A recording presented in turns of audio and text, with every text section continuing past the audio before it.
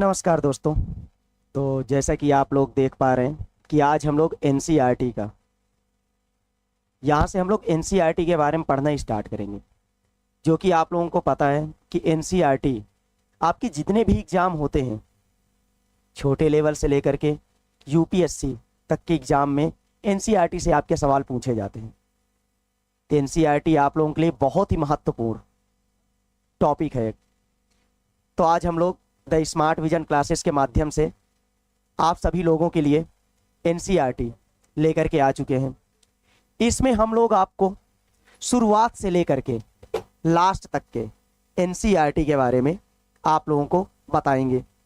तो आज हम लोग पहला चैप्टर जो हमारा एनसीईआरटी का 6 क्लास का पहला चैप्टर है उसके बारे में पढ़ेंगे। तो क्लास में मौजूद सभी साथियों को नमस्कार। तो हम लोग चलिए एक बार क्लास को आप लोग शेयर कर दीजिए और शुरुआत करने जा रहे हैं एनसीईआरटी का पहला चैप्टर, जिसके माध्यम से हम लोग आज एनसीईआरटी में मौजूद आपके सारे चैप्टर को क्रमानुसार पढ़ेंगे। तो आज 6 क्लास का पहला चैप्टर हम लोग पढ़ने जा रहे हैं। तो एक बार आप लोग क्लास को शेयर कर दीजिए ताकि लोग जुड़ सकें। तो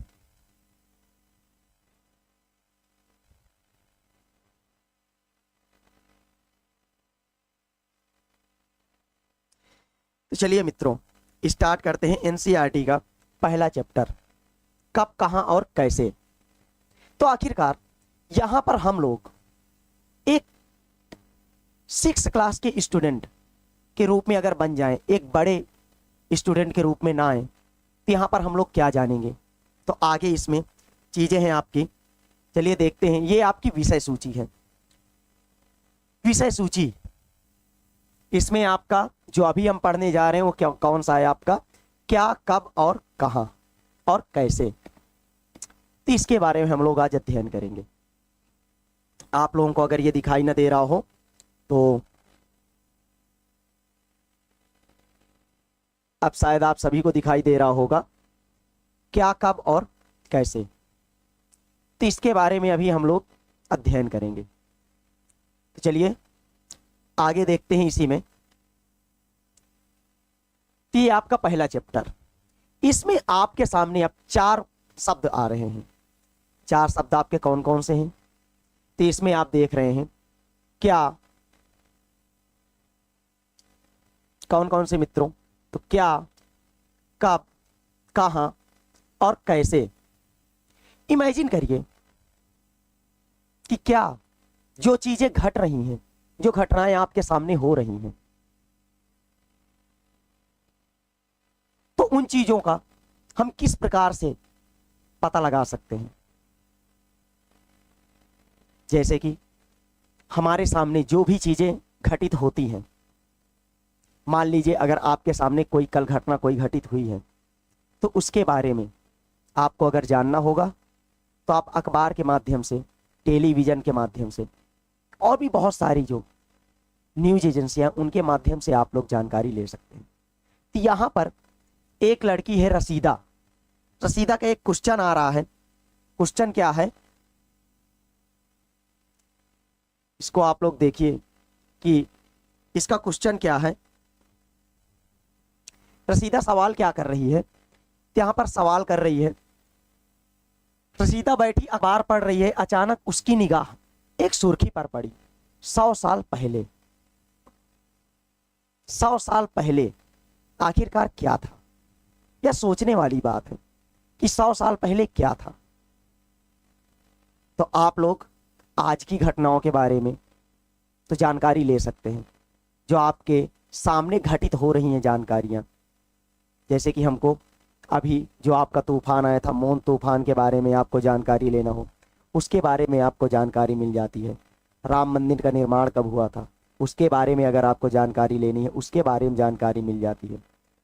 लेकिन अगर एक जिज्ञासा आपके अंदर आई, जिज्ञासा के माध्यम से आप सोच रहे हैं कि आखिरकार 100 साल पहले जो घटनाएं घटित हुई, तो घटनाएं कैसे रही होंगी, उसको जानने के लिए क्या सोर्स है, तो उसको हम किन चीजों से जानते हैं, तो उसको जानने के लिए हमारे पास स्रोत उपलब्ध होते हैं। क्या होते हैं? स्रोत उपलब्ध होते हैं। आज का जो टाइम पीरियड है, तो आप लोग रेडियो हो गया, टेलीविजन हो गया, इनको देख सकते हैं। देखने के साथ साथ आप उनके बारे में जानकारी ले सकते हैं। लेकिन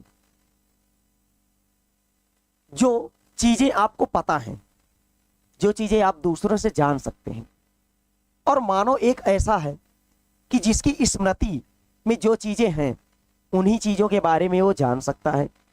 मतलब जो स्मृति में है, जिसको आप जान सकते हैं, उन्हीं चीजों के बारे में आप आकलन भी कर सकते हैं। लेकिन बहुत पहले क्या हुआ था उसके बारे में अगर जानना हो, बहुत पहले मतलब अब यहां पर 100 साल पहले की बात हो रही है, 200 साल पहले की बात हो रही है, तो 100-200 साल पहले आखिरकार क्या हुआ था उसके बारे में अगर हमको जानना है तो कहां से हम लोग जानकारी ले सकते हैं? तो उसके बारे में चलिए देखते हैं आगे कि उसके बारे में क्या है।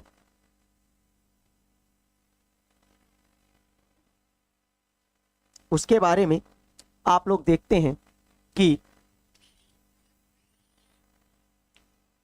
अतीत के बारे में हम क्या जान सकते हैं। आखिरकार जो हमारा अतीत है उसके बारे में हम जान क्या सकते हैं, तो इसके बारे में बहुत सारी चीजें हैं जिनके बारे में हम जानकारियां प्राप्त कर सकते हैं। आखिरकार वो चीजें क्या क्या हैं जिनके बारे में हम लोग जानकारी प्राप्त करते हैं। तो उन चीजों में आपके जैसे वो खाना क्या खाते थे, कपड़े क्या पहनते थे, किस तरीके से रहते थे, तो यहां पर हम किन चीजों के बारे में जानकारी प्राप्त कर सकते हैं। तो अगर आपकी भाषा में देखा जाए तो इनकी सामाजिक जीवन की जानकारी, सामाजिक जीवन,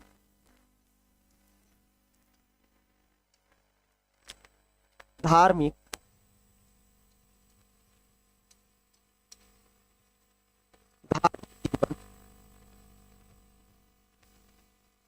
राजनैतिक,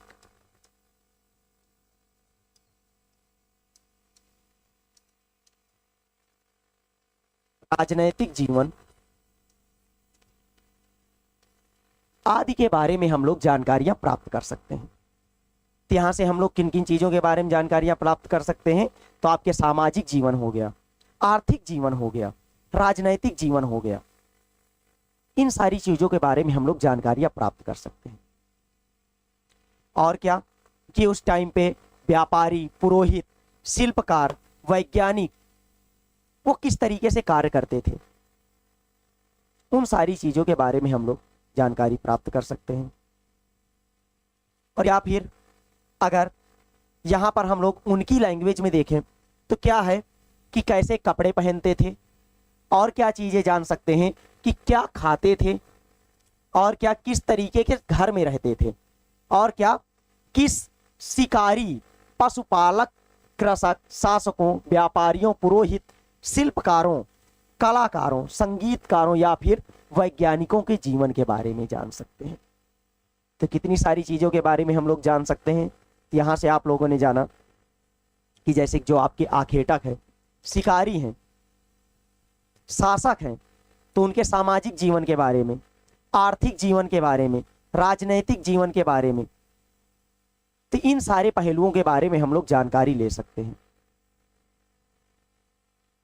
तो ये सारी चीजें के बारे में हमको जानकारियां प्राप्त होती हैं। तो आगे हम लोग देखते हैं, आगे इसमें क्या है। अब ये जो आपका टाइम पीरियड बता रहा है, तो यहां से हमको जानकारियां प्राप्त होती है। किस टाइम पीरियड की बात कर रहा है? जो इंसान है, जो मानव है, शिकारी, पशुपालक मतलब कृषक भी था, शिकारी भी था, व्यापारी, पुरोहित, तो यह टाइम पीरियड आपका बता रहा है मध्यकालीन, मध्य पाषाण काल। कब का? ये मध्य पाषाण काल। कब का ये बता रहा है मित्रों? तो आपका मध्य पाषाण काल का टाइम पीरियड बता रहा है। तो ये बातें किस बारे में हो रही? मध्य पाषाण काल के बारे में। अब अगली आपकी हेडिंग आ रही है कि लोग रहते कहां थे। तो इसमें आपका अगला जो है कि लोग रहते कहाँ थे, तो जैसे कि इसके बारे में हम लोग जानते हैं कि लोग रहते कहाँ थे।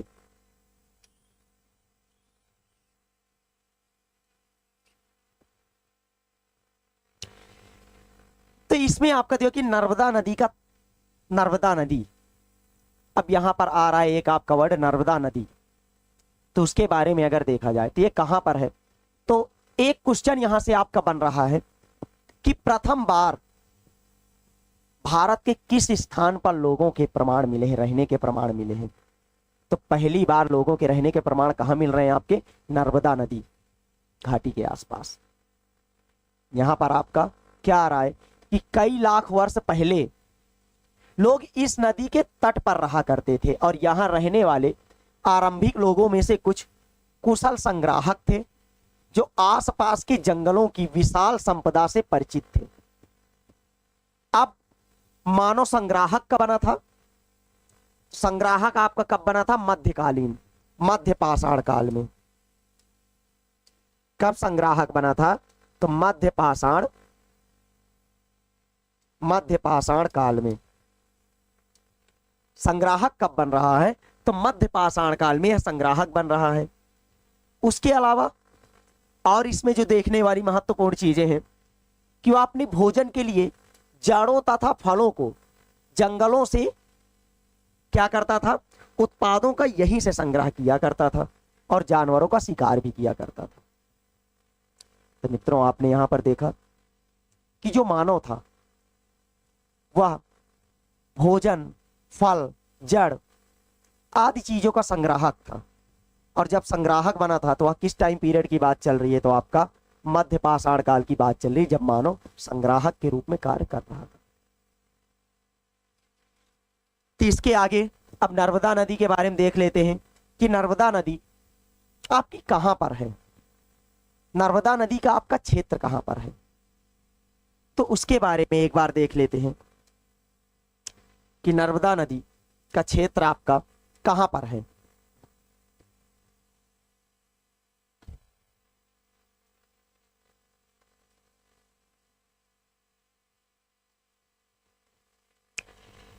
आप इस मानचित्र में देख सकते हैं, इस मानचित्र में आप देख पा रहे होंगे कि नर्मदा नदी घाटी आपकी कहां पर है। ये आप देख रहे हैं, ये जो क्षेत्र है आपका नर्मदा नदी घाटी का है। विंध्य की पहाड़ियों से नीचे गंगा से निकलती हुई सोन नदी, और ये आपकी गंगा नदी और इससे निकलती हुई सोन नदी जो कि इसमें जाकर के मिल जाती है आगे। ये आपका कौन सा, प्रथम बार मानव के प्रमाण कहां से मिले थे, कई लाख वर्ष पहले मध्यकालीन मानव के प्रमाण अगर आपको मिल रहे हैं तो कहां से मिल रहे हैं मित्रों, तो आपको नर्मदा नदी घाटी से। कहां से मिल रहा है, तो नर्मदा नदी घाटी से आपको प्रमाण मिल रहे हैं। उसके अलावा अगर और भी कुछ महत्वपूर्ण चीजें देखी जाए तो और क्या चीजें हैं उसके बारे में हम लोग देख लेते हैं। तो आगे इसमें अब देखिए, ये आप लोग 6 क्लास की एनसीईआरटी देख रहे हैं, लेकिन यहां पर कितने महत्वपूर्ण क्वेश्चन आपके बन रहे हैं, कैसे कैसे आपके क्वेश्चन आ रहे हैं और कितनी ज्यादा इंपॉर्टेंट चीजें हैं। यहां से आपके यूपीएससी, पीसीएस, इन सारी जगहों पर बहुत सारे क्वेश्चन पूछे जाते हैं। अभी विगत में हुई बिहार की परीक्षा में एनसीईआरटी से बहुत सारे क्वेश्चन पूछे गए थे। तो आगे इसमें देखते हैं आगे क्या चीजें हैं।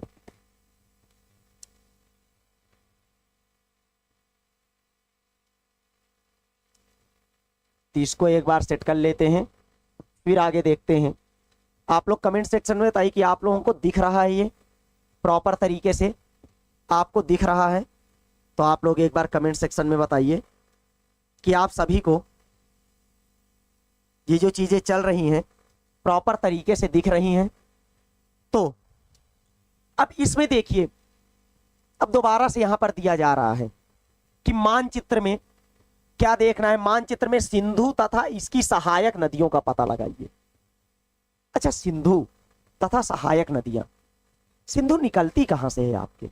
अभी ज्योग्राफी का भी एक बहुत महत्वपूर्ण क्वेश्चन है। सिंधु नदी तो आप लोगों को पता है तिब्बत में मानसरोवर लेक है। कौन सी? मानसरोवर लेक, मानसरोवर झील है जो, वहां से ये निकलती है, तिब्बत से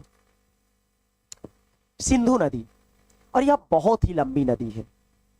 इसकी अगर लंबाई के बारे में बात किया जाए तो यह लगभग आपकी 2900 किलोमीटर, और यह तिब्बत से निकल करके कराची से, जो आपका आधुनिक पाकिस्तान में है, कराची से आपके अरब सागर में गिर जाती है।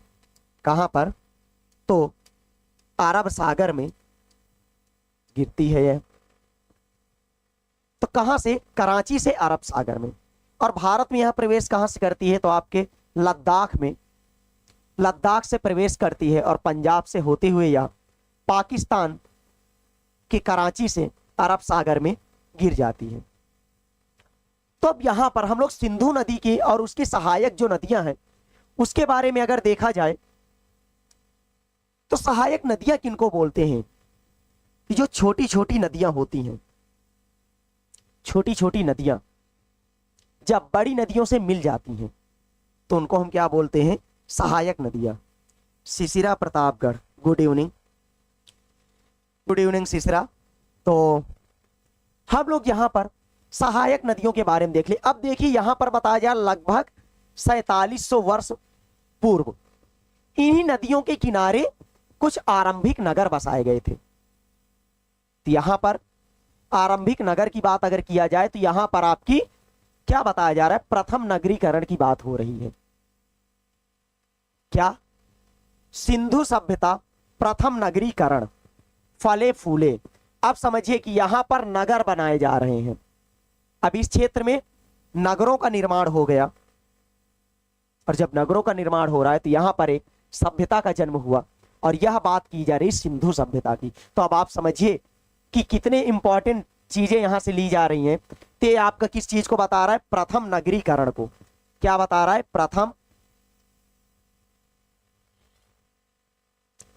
प्रथम नगरीकरण।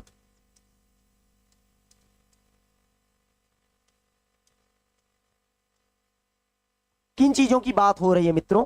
तो यहां पर प्रथम नगरीकरण की बात हो रही है। तो ये आपका टाइम पीरियड क्या है?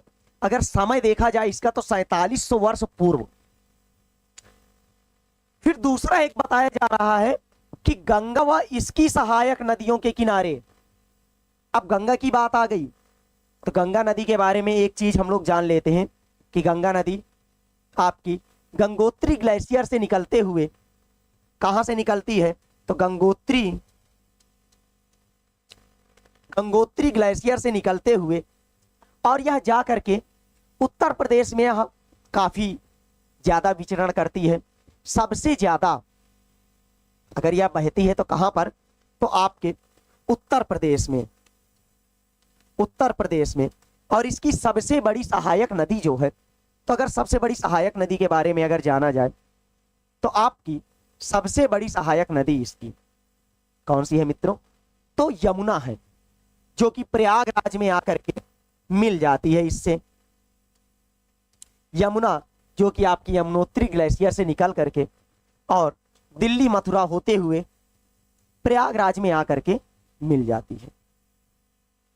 उसके अलावा अगर देखा जाए तो कुछ चीजें जो हम देखते हैं, तो यही गंगा नदी आगे चल के आपके बे ऑफ बंगाल, जिसको आप बंगाल की खाड़ी बोलते हैं, बंगाल की खाड़ी में जाकर के गिर जाती है। अच्छा, बंगाल के खाड़ी में गिरने से पहले ये कई सारे नामों में जानी जाती है। इसको हम हुगली नाम से भी जानते हैं, जो कि आपकी बंगाल में बोली जाती है। बंगाल में इसको हुगली नाम से भी जाना जाता है। चलिए, ये तो बात हो गई हमारी गंगा नदी के बारे में। तो गंगा नदी के इलाकों में नगरों का विकास हुआ। तो ये आपकी बात हो रही किसकी? प्रथम नगरीकरण की। लेकिन यहां पर अब बात हो जा रही सेकेंड अर्बनाइजेशन, मतलब द्वितीय नगरीकरण। द्वितीय नगरीकरण। द्वितीय नगरीकरण। अब मित्रों एक चीज यहां से समझिए कि अब ये जो द्वितीय नगरीकरण है ना, ये द्वितीय नगरीकरण आपका जनपद महाजनपद वाला काल है। कौन सा? तो जनपद और महाजनपद वाला काल आ गया। आपने यहां पर जो देखा 4700 वर्ष ईसा पूर्व, तो यहां पर आपका क्या है कि सिंधु सभ्यता और प्रथम नगरीकरण। लेकिन जब आप 2500 ईसा पूर्व में आए तो ये आपका द्वितीय नगरीकरण का आ गया। अब इसके पहले अगर देखा जाए तो यहां पर दिखा रहा है कि गंगा तथा इसकी सहायक नदियां सोन का पता लगाइए। अब यहां पर सोन के बारे में बताया जा रहा है। तो एक बार हम लोग क्या करते हैं कि मैप के बारे में देख लेते हैं। मैप को एक बार देखते हैं कि मैप में क्या था। तो अब यहां से देखिए, हमने अभी आपको बताया था कि ये इसकी सहायक नदी सोन। और अगर देखा जाए सिंधु नदी के बारे में तो हमने आपको बताया था कि कहां है। तो ये आपकी सिंधु नदी यहां से आ रही है। ये देखिए सिंधु नदी कहां से आ रही, तो ये आपकी सिंधु नदी आ रही है। और ये बे ऑफ बंगाल यहां पे आपका कराची है, और यहां से आ गया आपका बे ऑफ बंगाल। एक यहां पर ये किरथर और सुलेमान की पहाड़ियां, अभी इनके बारे में भी चर्चाएं की जाएंगी। अब यहां से एक नदी आकर के इसकी सहायक नदी इससे मिल जा रही है। और अगर भारत की सहायक नदियों के बारे में देखा जाए तो भारत की सहायक नदियों में तो आपके सिंधु से जो मिल रही है, तो ये आपकी सतलज नदी हो गई, ये आपकी रावी नदी हो गई, यहां से आते हुए ये झेलम हो गई, चेनाब हो गई। तो ये आपकी महत्वपूर्ण नदियां हैं जो कि इसकी सहायक नदियां हैं। तो इसके बारे में हम लोगों ने देख लिया। उसके अलावा जो अभी आपको हमने बताया, ये विंध्य क्षेत्र, यमुना नदी यहां से आकर के गंगा नदी की सबसे सहायक नदी है, और यहां प्रयागराज में आकर के इसके साथ मिल जा रही है। और आगे अगर गंगा नदी का प्रवास देखा जाए तो गंगा नदी यहां से आते हुए ये बांग्लादेश से होते हुए और नीचे यहां से चली जाती है, और इधर से आपकी ब्रह्मपुत्रा नदी आते हुए यहां पर इसके साथ मिलने का कार्य करती है। ये तो हमारा कुछ मैप के बारे में हो गया। तो अभी हमसे बताया गया कि सोन नदी और गंगा नदी घाटी। आगे आप लोग देखिए तो ये लिखा हुआ है आपका कि गंगा तथा इसकी सहायक नदी सोन का पता लगाइए। हमने अभी सोन नदी के बारे में देखा। तो उसके अलावा और अगर देखते हैं तीन नदियों के आसपास के क्षेत्र। अब देखिए मित्रों, अभी हमने आपसे बताया था कि 2500 ईसा पूर्व ये आपका द्वितीय नगरीकरण जो आपका महाजनपद काल है उसके बारे में बात चल रही है। तब द्वितीय नगरीकरण में और क्या चीजें हैं कि गंगा के दक्षिण में इन नदियों के आसपास का क्षेत्र प्राचीन काल में मगध, वर्तमान बिहार नाम से जाना जाता था। इसके शासक बहुत ही शक्तिशाली थे। जो यहां पर शासक थे वह बहुत ही शक्तिशाली थे। उसके अलावा अगर इसके बारे में और भी कुछ चीजें देखी जाए तो वो क्या है, तो उनके बारे में अगर देखते हैं तो शासक यहाँ के क्या थे, शक्तिशाली थे, और उन्होंने एक विशाल राज्य की स्थापना किया था। देश के अन्य हिस्से भी ऐसे राज्यों की स्थापना की गई। अब यहां पर जनपद और महाजनपद के बारे में बताया जा रहा है कि ऐसे राज्यों की स्थापना की गई और देश के विभिन्न जनपदों में भी इनकी स्थापना की गई। उसके अलावा अगर देखा जाए तो और क्या इंपॉर्टेंट चीजें हैं इसमें, तो आगे कि लोगों ने सदैव उपमहाद्वीप के एक हिस्से से दूसरे हिस्से तक की यात्रा की। आखिरकार लोग यात्रा क्यों करते थे, यात्राओं का उद्देश्य क्या था, और यात्रा करते थे तो यात्राओं के दौरान बहुत सारी चीजें उनको होती रही होंगी, बहुत सारे कठिनाइयां रास्तों में। और आप लोगों को पता है कि इतने पहाड़, पर्वत, खाड़ी, नदियां, समुद्र को पार कर करके लोगों ने यात्राएं की। यात्राओं में अगर देखा जाए तो हिमालय जैसे ऊंचे ऊंचे पर्वत, पहाड़ियां, रेगिस्तान, नदियों तथा समुद्रों के कारण यात्रा जोखिम भरी होती थी, फिर भी ये लोग यात्रा करते थे। आखिरकार यात्रा करते क्यों थे? कभी कभी जीतने के लिए किसी साम्राज्य को, तो कभी व्यापार के लिए। तो यहां पर आपके पास कुछ पॉइंट मिल रहे हैं यहां से, बहुत ही इंपॉर्टेंट पॉइंट। तो यात्रा लोग किस लिए करते थे? तो पहली बात तो साम्राज्य विस्तार के लिए। पहला पॉइंट क्या मिल रहा है? साम्राज्य विस्तार। क्या मिल रहा है मित्रों? तो पहला पॉइंट आपका मिल रहा है साम्राज्य विस्तार।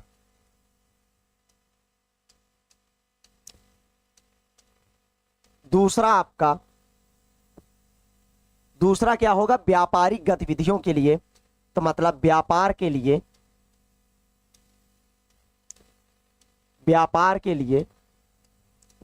तीसरा आपका क्या होगा कि धार्मिक यात्राओं के लिए।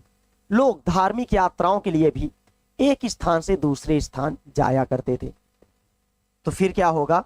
धार्मिक यात्राओं के लिए। धार्मिक यात्राओं के लिए। धार्मिक यात्राओं के लिए। उसके अलावा और क्या हो सकता है? एक बार आप लोग उनके बारे में विचार करिए कि आखिरकार यात्राओं का और क्या कारण हो सकता है। जब किसी को विजय प्राप्त करनी होती थी, आप लोगों को पता है कि साम्राज्य विस्तार के लिए प्रथम बार भारत के जो पश्चिमी हिस्सा है, जो आपका उत्तर पश्चिम हिस्सा है, वहां पर पारसिकों ने आक्रमण किया था। फिर उसके बाद से 512 ईसा पूर्व में दारा प्रथम, जो कि पारसिक था, उसने आक्रमण किया। 331 ईसा पूर्व में, जो आप 331 से 327 तक का टाइम पीरियड मानते हैं, सिकंदर ने आक्रमण किया। उसके बाद से यूनानी शासक सिकंदर हो गया। उसके बाद आपका सेल्यूकस निकेटर, उसने यहां पर आक्रमण किया। उसके अलावा और क्या चीजें हैं तो उनके बारे में हम लोग जानते हैं कि प्राकृतिक आपदाओं के कारण भी ये लोग यात्राएं करते थे। तो अगला क्या हो जाएगा? प्राकृतिक आपदाओं के कारण। प्राकृतिक आपदाओं के कारण। आखिरकार प्राकृतिक आपदाओं के कारण कैसे? तो कई प्रकार की प्राकृतिक घटनाएं घटती रहती हैं समय समय पर, तो उनके कारण भी ये लोग यात्राओं को करते थे। तो अगर इसके बारे में देखा जाए तो जब ये लोग यात्रा करते थे तो उसके साथ ये लोग बहुत सारे काफिले के रूप में चलते थे। और क्या था कि जब ये लोग काफिलों के लिए चलते थे तो इनके साथ बहुत सारे धार्मिक गुरु भी इधर उधर आते जाते थे, तो सांस्कृतिक आदान प्रदान भी होता था। तो ये हमारे कुछ महत्वपूर्ण पॉइंट इस पॉइंट से हमारे निकले। जो हमारे ये पैराग्राफ था, यहां से हमारे क्या महत्वपूर्ण पॉइंट निकले कि यहां पर हमको पता चला प्रथम नगरीकरण के बारे में, फिर द्वितीय नगरीकरण के बारे में, फिर जो यात्राएं करते थे तो यात्राएं किस तरीके से करते थे। यात्राओं के बारे में हमने जाना कि जो इनकी यात्राएं थी धार्मिक, राजनीतिक, साम्राज्य विस्तार के लिए, प्राकृतिक आपदाओं के कारण बहुत सारी जो घटनाएं होती थी उनके कारण ये लोग अपनी यात्राएं करते थे। उसके अलावा अगर देखा जाए तो द्वितीय नगरीकरण हमने देखा, जनपद और महाजनपद का टाइम पीरियड, उसके कारण भी ये लोग यात्राएं करते थे। तो चलिए आगे देखते हैं कि जो बहुत सारे लोग थे, बहुत सारे लोगों ने जो यात्राएं की उसके बारे में अगर देखा जाए तो यात्राएं किन किन तरीकों से की। तो उन यात्राओं का कारण क्या था? उन यात्राओं में हुआ क्या कि लोग भोजन बनाने के लिए बहुत सारी चीजों को तराशते थे। अब जैसे कि कई सौ वर्ष लोगों ने पत्थर तराशने में लगा दिए।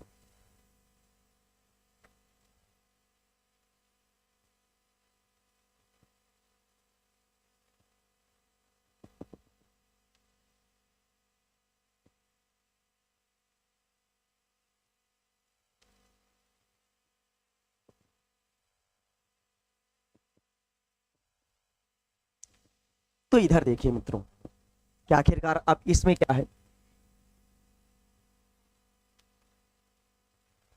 जब व्यापार और जब सांस्कृतिक आदान प्रदान होता है तो एक दूसरे के विचार, एक दूसरे की बातों को हम लोग आपस में अपनाते हैं। अब उसके आगे आपका अगला आ रहा है देश के नाम। अब देश के नाम के बारे में अगर देखा जाए तो आपको भारत के कई सारे नाम मिल जाते हैं। आपको अपने देश का जो नाम मिलता है, इंडिया, भारत जैसे नाम आपको मिलते हैं। आपके इंडियन कॉन्स्टिट्यूशन में भी दो नाम लिखे गए हैं, इंडिया अर्थात भारत। तो आपके कॉन्स्टिट्यूशन में भी इंडिया का नाम लिया गया है। जो इंडिया शब्द है वो आपके इंडस से निकलता है, जो आपके संस्कृत में सिंधु कहा गया है। इंडस मीन्स सिंधु, तो क्या बोला गया है मित्रों, तो इसको सिंधु बोला गया है। उसके अलावा यहां पर समय समय पर आपके यूनान और ईरान से लोग आते रहे और लगभग 2500 वर्ष पहले, जब आपका 2500 वर्ष पहले का टाइम पीरियड है, तो आपके उत्तर पश्चिम में ईरानी और यूनानियों का आगमन अक्सर होता ही रहता था।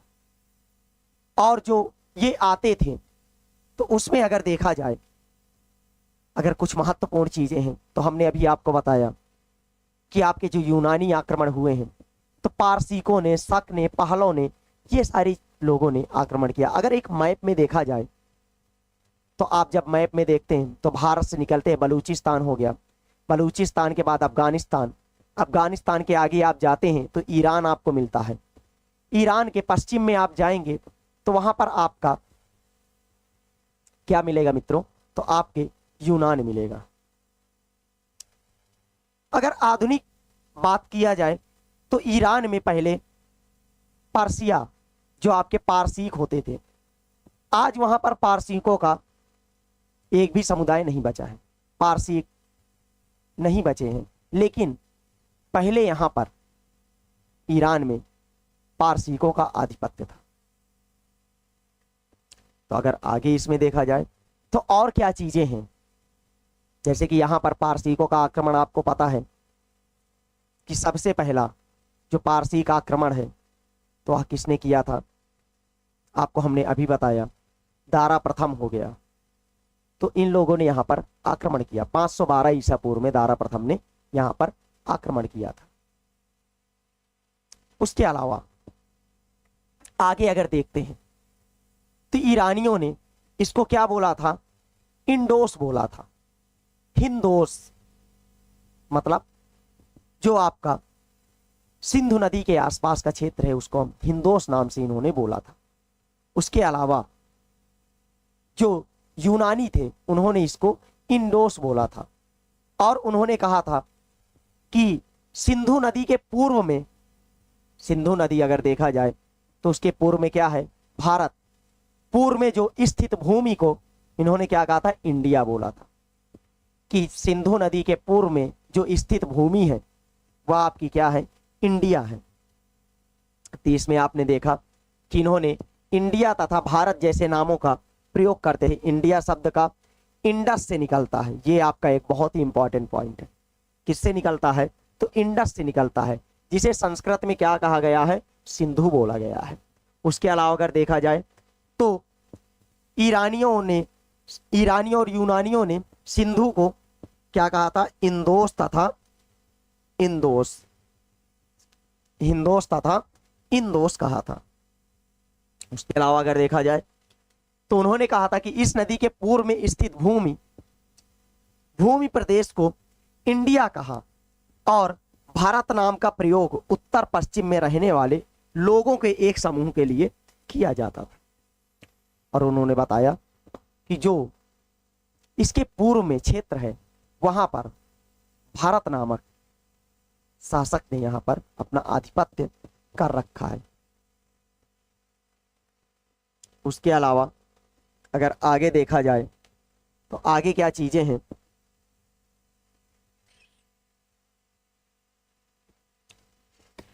तो आगे इसमें आपका जो और भी महत्वपूर्ण चीजें हैं उसमें आप देखते हैं कि जो आपका एक समूह है उसमें संस्कृत की आरंभिक लगभग 3500 वर्ष पुरानी कृति जो आपकी ऋग्वेद है उसमें भी नाम मिलता है। अब कौन सा नाम मिलता है मित्रों?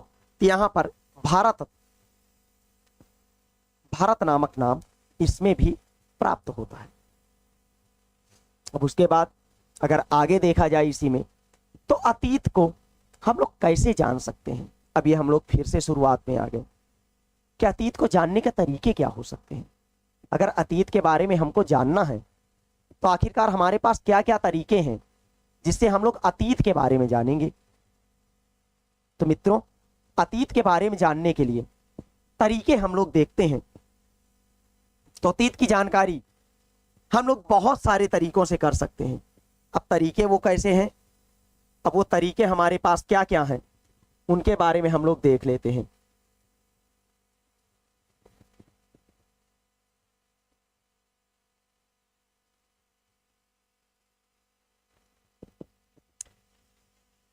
तो ये हमारे पास कुछ तरीके हैं। आखिरकार तरीके क्या होते हैं हमारे पास? सोर्सेस। सोर्स हमारे पास बेसिकली दो प्रकार के होते हैं। अब सोर्स कौन कौन से होते हैं दो प्रकार के? तो अगर उसके बारे में देखा जाए तो आपके एक साहित्यिक सोर्स होते हैं, दूसरे आपके क्या होते हैं? Archaeological sources. अच्छा, पुरातात्विक सोच। तो अगर हम लोग सोर्सेस के बारे में जानें तो एक तरीका होता है हमारे पास कि अतीत के बारे में जानने के लिए। तो कैसे हम लोग जानेंगे? तो अतीत की जानकारी का एक सबसे बड़ा तरीका है कि हम क्या करेंगे कि अगर हमको आज से 50 साल पहले, 100 साल पहले की जानकारी चाहिए, तो अगर हमने कोई पुस्तक है उसको हमने अगर लिखी है तो उसको हम ढूंढेंगे और पढ़ेंगे। अगर हमारे अंदर जिज्ञासा है तो हम पुस्तकों को ढूंढेंगे और पढ़ेंगे। तो पहले की जो पुस्तकें लिखी जाती थी उनको क्या बोला जाता था? पांडुलिपियां। क्या बोला जाता था मित्रों इनको? तो पांडुलिपियां बोला जाता था। Ravi Kumar, good evening Ravi Kumar. तो अब अगर अतीत के बारे में कुछ जानकारियां ली जाए तो अतीत के बारे में जो जानकारी हमको मिलती है, तो जो पुस्तकें होती हैं हाथ से जिनको हम लिखते हैं उसको हम क्या बोलते हैं? पांडुलिपियां। और अंग्रेजी में इसी पांडुलिपि को, इन्हीं पांडुलिपियों को हम लोग क्या बोलते हैं? मेन्यूस्क्रिप्ट बोलते हैं, जो कि आपका लैटिन भाषा मेन्यू से है, जिसका अर्थ होता है हाथ से लिखना। Ravi Kumar, thank you. तो इसमें अगर देखा जाए तो मेन्यूस्क्रिप्ट जो है लैटिन शब्द मेनू से है, और मेनू का अर्थ क्या होता है? हाथ से लिखना। तो अगर पांडुलिपियों की बात किया जाए तो अंग्रेजी में पांडुलिपि को क्या कहते हैं? मैन्यूस्क्रिप्ट। और यह मेन्यू शब्द से लिया गया है। अब आप लोग इसको नोट कर लीजिएगा, ये आपका बहुत ही इंपॉर्टेंट एक पॉइंट आपको मिला कि यह किससे आया है? तो लैटिन भाषा के मेन्यू शब्द से आया है। और अब अच्छा, इन पांडुलिपियों को लिखा किसमें जाता था पहले? अब आधुनिक टाइम में तो आप लोगों के पास पेपर है, पेपर से आप लोग लिख लेते हैं, पेपर में आप लोग सारी चीजें कर लेते हैं। लेकिन जो आपका प्राचीन काल था, जिस टाइम पे आपके पास लिखने के लिए कोई पेपर नहीं था, तो आप लोग उस टाइम पे किस चीज में लिखते थे? तो एक ताड़ पत्र होता है, ताड़ का पेड़ होता है, जब उसका जो पत्ता होता है सूख जाता है तो वह एकदम इस तरीके का हो जाता है कि उसमें आप लोग आराम से लिख सकते हैं।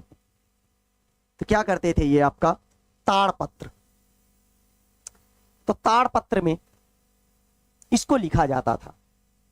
और उसके अलावा हिमालय क्षेत्र में एक आपका भूर्ज नामक पेड़ मिलता है, उसकी छाल में भी इसको लिखा जा रहा था, जिसको हम लोग भोजपत्र भी बोलते हैं। सच्चिदानंद जी, बहुत बढ़िया सच्चिदानंद। तो अभी हमने इसमें बताया कि भोजपत्र और ताड़पत्र आप लोगों को पता होगा। अब ये चीजें सुरक्षित नहीं रह पाती थी ज्यादा दिनों तक। कारण क्या था कि जब ताड़पत्र होते हैं, भोजपत्र होते हैं, जमीन में दबे दबे धीरे धीरे कीड़े मकोड़े इनको खा जाते थे, और कीड़े मकोड़े जब खा जाते हैं तो ये धीरे धीरे नष्ट हो जाते थे। इधर नीचे एक आपका ये स्क्रिप्ट लिखा हुआ है, ये आपका ताड़पत्र में लिखा हुआ है, तो इसको आप लोग देख सकते हैं। ताड़पत्र में लिखा हुआ ये अभिलेख आपके सामने है, और यह लगभग आपका कितने वर्ष पुराना है, 1000 वर्ष पहले की लिखी हुई है। और क्या किया जाता था कि ताड़ के पत्तों को काट करके उनके अलग अलग हिस्सों को साथ में बांध करके एक किताब के रूप में इनको रखा जाता था। ते आपका ताड़पत्र और भोजपत्र, तो ये यहां से यूपीएससी के 2012 में एक क्वेश्चन आया था, जो कि पूछा गया था कि जो पांडुलिपियां हैं, पांडुलिपियां किस में लिखी जाती हैं। ये आपका यूपीएससी 2012 में आप लोग देख लीजिएगा, यहां से क्वेश्चन आया था आपका कि जो आपके ताड़पत्र हैं उसमें आपके जो पांडुलिपियां हैं वो काहे पे लिखी जाती थी, किस चीज में लिखी जाती थी। तो यहां पर आपका भोजपत्र और ताड़पत्र के रूप में लिखा जाता था। और जो भोजपत्र होता है वो क्या था कि जो आपकी भूर्ज नामक पेड़ था उसकी छाल में लिखा जाता था, जो आपकी पेड़ की छाल होती है उसमें लिखा जाता था। तो आगे इसमें हम लोग देखते हैं, आगे इसमें क्या है। तो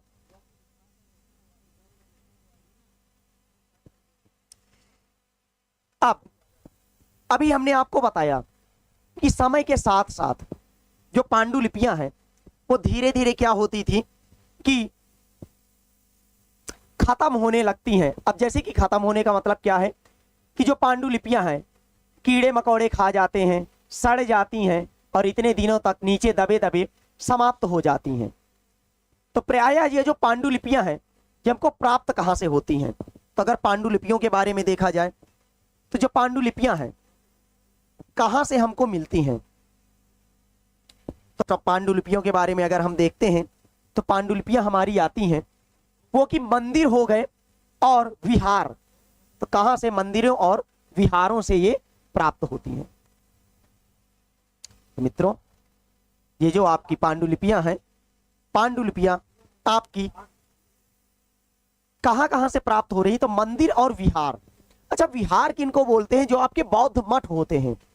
तो बौद्ध मठों को हम विहार के नाम से जानते हैं।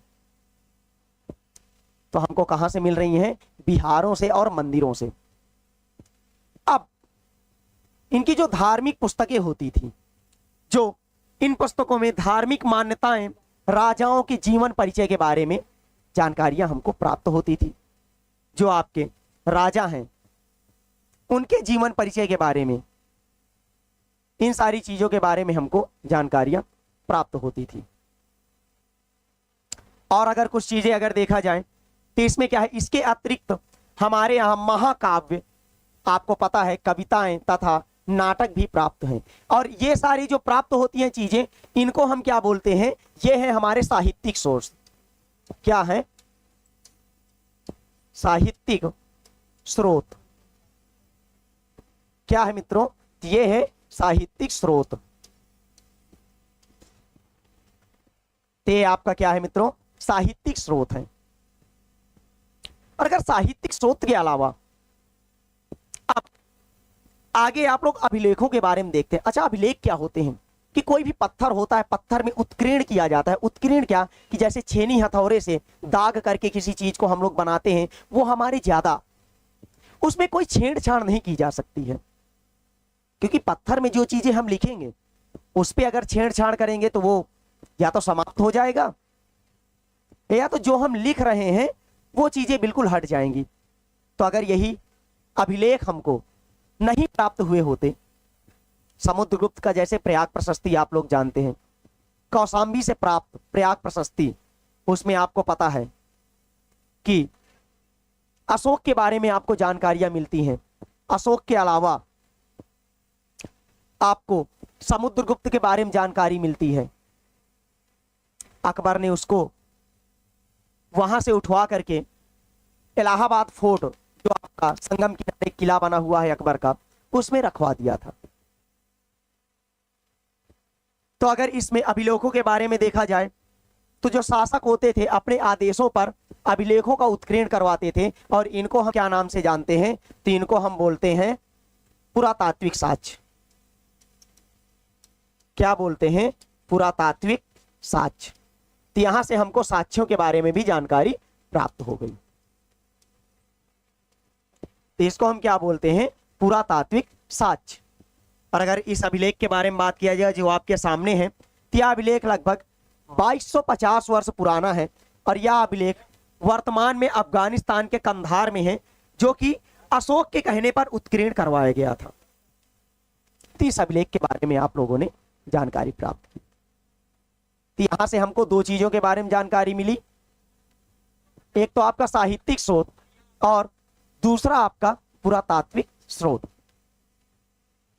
उसके अलावा आगे अगर देखते हैं तो इसमें जो ये आपके अभिलेख होते थे, इनमें राजाओं के जीवन परिचय के बारे में जानकारियां प्राप्त होती थी। अब आगे देख लेते हैं। आगे इसमें से और भी क्या क्या हमको जानकारियां प्राप्त होती हैं। तो इसमें आपका आगे लिखा हुआ है कि क्या तुम बता सकते हो कि कठोर सतह पर लेख लिखवाने के क्या लाभ थे? आखिरकार जो कठोर सतह होती है उसमें हम लोग जो लिखवाते हैं उसके क्या लाभ हमको प्राप्त होते हैं? तो लाभ हमको क्या प्राप्त होते हैं मित्रों, कि जब हम लिखवा रहे हैं तो इनसे हम छेड़छाड़ नहीं कर सकते हैं किसी भी प्रकार के, और अगर हम इनमें छेड़छाड़ करेंगे तो ये समाप्त हो जाएंगे। तो इन पे हम किसी भी प्रकार का छेड़छाड़ नहीं करते हैं। तो उसके अलावा आगे अगर देखा जाए तो और भी बहुत सारी चीजें हैं जो कि खुदाई के बाद हमको प्राप्त होती हैं। अच्छा, खुदाई में हमको क्या क्या चीजें प्राप्त होती हैं उसमें अगर देखते हैं तो खुदाई से प्राप्त होने वाली चीजों में आप लोगों को पता है कि जब पुरातात्विक जो खुदाई करते हैं तो उनको हम क्या बोलते हैं? पुरातत्वविद। क्या? आर्कियोलॉजिस्ट, पुरातत्वविद। तो अगर थोड़ा सा इनके बारे में एक प्रकाश डाला जाए तो देखते हैं कि पुरातत्वविद पत्थर और ईंट से बनी इमारतों के अवशेषों, चित्रों तथा मूर्तियों का अध्ययन करते हैं, और वे औजारों, हथियारों तथा बर्तनों, आभूषणों आदि चीजों का अध्ययन करते हैं। आखिरकार इन चीजों से हमको जो चीजें प्राप्त होती हैं वो क्या है? तो अगर एक बार देखा जाए कि इनसे हमको जो चीजें प्राप्त हो रही हैं, तो जैसे आभूषण मिल रहे हैं, तो उस टाइम पीरियड के जो सामाजिक जीवन है, आर्थिक जीवन है, राजनैतिक जीवन है, उसके बारे में हमको जानकारी मिलती है। अगर हमको कहीं से कोई हड्डियां प्राप्त होती हैं, तो जब हड्डियां प्राप्त होती हैं तो हम लोग मानते हैं कि वो लोग मांसाहारी थे कि शाकाहारी थे, उसके बारे में हमको वहां से जानकारियां प्राप्त हो जाती हैं। और भी अगर कुछ महत्वपूर्ण चीजें देखी जाए तो उसमें से हम देखते हैं कि ये आपका एक मृदभांड है।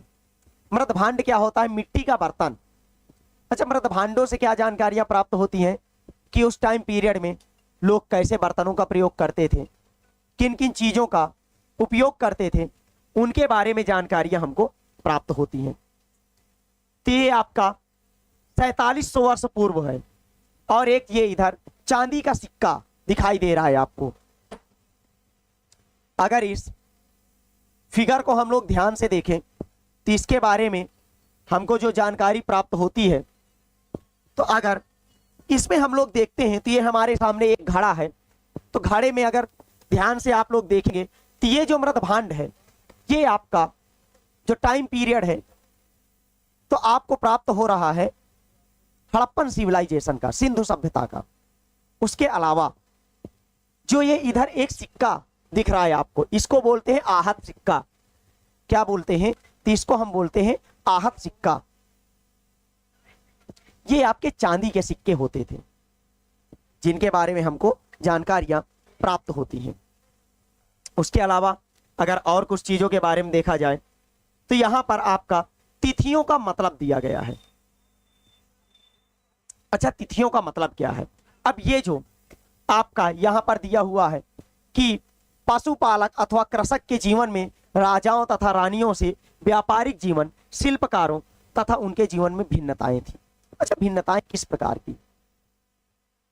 जो आपके अब यहां पर किस टाइम पीरियड की बात हो रही है? तो ये टाइम पीरियड की बात हो रही नवपाषाण काल की। कब की? तो ये टाइम पीरियड की बात हो रही नवपाषाण काल की। उसके अलावा आपकी यहां पर कुछ तिथियों के बारे में डिस्कस किया गया है। आखिरकार वो तिथियां क्या हैं, तो उसके बारे में अगर देखें हम तो यहां पर कुछ तिथियां दी गई हैं। आप लोग इनको देखें तो आप लोगों को पता है एडी और बीसी, बीसी बिफोर क्राइस्ट और एडी एनो डोमिनी। हम लोग आजकल ग्रेगोरियन कैलेंडर को मानते हैं।